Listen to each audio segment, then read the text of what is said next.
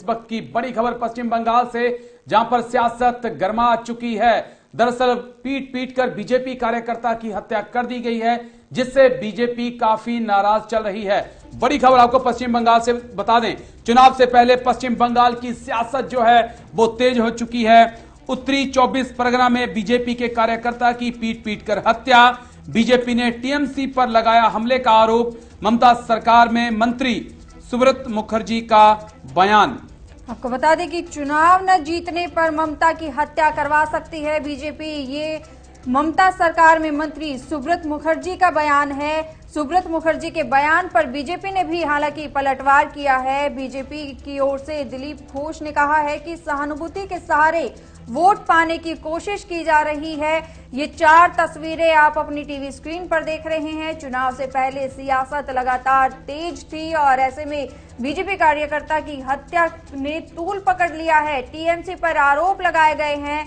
आपको बता दें कि गृह मंत्री का बंगाल दौरा भी, ये 4 तस्वीरें आप अपनी टीवी स्क्रीन पर देख रहे हैं। सियासत लगातार बंगाल में गर्माती जा रही है। वार पलटवार का दौर भी जारी है। एक और जहां ममता सरकार में सुब्रत मुखर्जी अपनी ट्वीट दिखा रहे हैं। अगर बंगाल में बीजेपी चुनाव हार गई तो ममता बनर्जी की हत्या की साजिश रच सकती है बीजेपी। मैं आपको बता रहा हूं, ये लोग किसी दिन ममता बनर्जी की हत्या करवा देंगे और दोष किसी और पर मढ़ देंगे।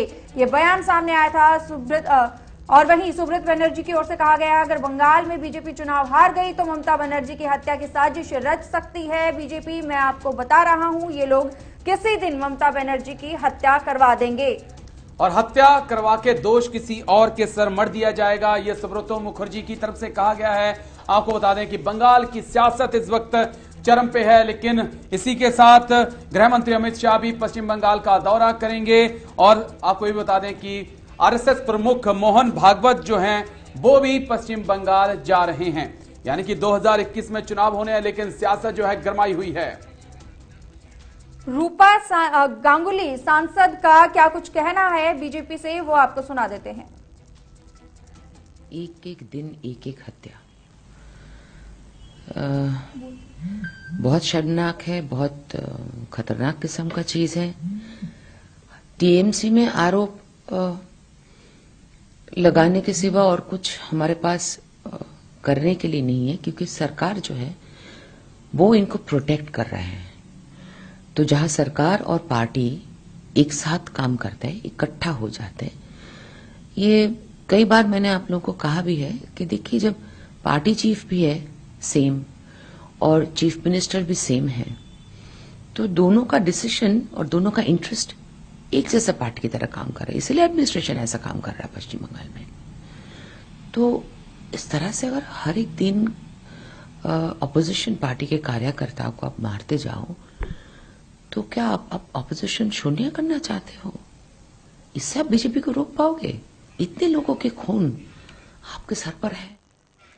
तो जानकारी के लिए हमारे साथ हमारे सहयोगी निशांत राय जुड़ चुके हैं। सीधा उन्हीं का रुख करते हैं। निशांत राय, सियासत तो गर्मा चुकी है, लेकिन टीएमसी का जो आक्रामक रुख है वो नहीं बदल रहा है। जिस प्रकार से पीट पीट कर बीजेपी कार्यकर्ता की हत्या कर दी गई है, वो बताने के लिए काफी है कि 2021 से पहले संग्राम जो है बहुत तेज होने वाला है। बिल्कुल राजेश, अगर बंगाल के बारे में बात की जाए तो बंगाल की राजनीति में या हिंसा में बंगाल की राजनीति, ये दोनों एक दूसरे का पर्याय बन चुके हैं। लेफ्ट का लगभग बंगाल में 34 साल शासन रहा था।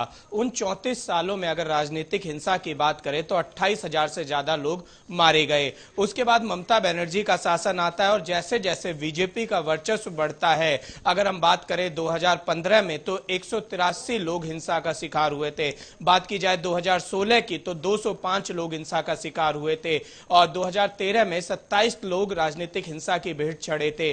और अब ये आंकड़ा लगातार बढ़ता चला जा रहा है। हर रोज बंगाल में राजनीतिक हिंसा की खबरें आ रही हैं। बीजेपी अध्यक्ष जेपी नड्डा की कार पर पथराव होता है, बीजेपी के कार्यकर्ताओं की हत्या होती है और ये सिलसिला चलता चला जा रहा है। शायद ममता बनर्जी ने जिस तरीके से बंगाल में लेफ्ट की हिंसा के खिलाफ अपनी राजनीति की शुरुआत की थी और लोगों को विचारधारा से जुड़ने की अपील करते हुए बंगाल के तख्त पर कब्जा जमाया था, अब वही ममता बनर्जी राजनीतिक हिंसा को बढ़ावा देती हुई नजर आ रही हैं। हालांकि टीएमसी की तरफ से आज एक बड़ा बयान सामने आया है। उन्होंने साफ तौर पर कहा है कि ममता बनर्जी की हत्या बीजेपी करवा सकती है, यानी कि लोकतंत्र में जिस तरीके से विचारधाराओं की लड़ाई थी अब वो हिंसा के रूप में तब्दील हो चुकी है, जो कि बंगाल के भविष्य के लिए उचित नहीं है। लेकिन इसी बीच गृह मंत्री अमित शाह भी जा रहे हैं और साथ में आरएसएस प्रमुख मोहन भागवत भी पश्चिम बंगाल का दौरा करेंगे। इतनी हिंसा भी वहां पे बढ़ी हुई है, किस सियासी नजर से हम इन दौरों को देख सकते हैं? देखिए, आरएसएस प्रमुख कल ही पश्चिम बंगाल पहुंच गए थे, कल दोपहर में, और उनका दौरा जारी है पश्चिम बंगाल का। वहीं बात की जाए केंद्रीय गृह मंत्री अमित शाह की, तो वो 20 तारीख के पश्चिम बंगाल जाएंगे और उनका वहां पर जाना पार्टी की रणनीति क्या होने वाली है बंगाल में उसकी तैयारियों को लेकर है। हालांकि राज्यपाल सीधे तौर पर ममता बनर्जी को चेतावनी दे चुके हैं और उनका साफ तौर पर कहना है कि आग से मत खेलो, यानी कि राज्यपाल ने कह दिया है कि जरूरत पड़ने पर वो आर्टिकल 356 पश्चिम बंगाल में इंपोज कर सकते हैं। इसका सीधा मतलब है कि वहां पर राष्ट्रपति शासन लगाया जाएगा अगर हालात नहीं सुधरे पश्चिम बंगाल की। जी निशांत, एक बड़ा अहम सवाल है, क्या ममता बनर्जी को यह डर सताने लग पड़ा है कि बीजेपी उनके किले में सेंध लगा सकती है, इसी वजह से वो डर का सहारा लेकर 2021 का चुनाव जीतने की तैयारी कर रही है?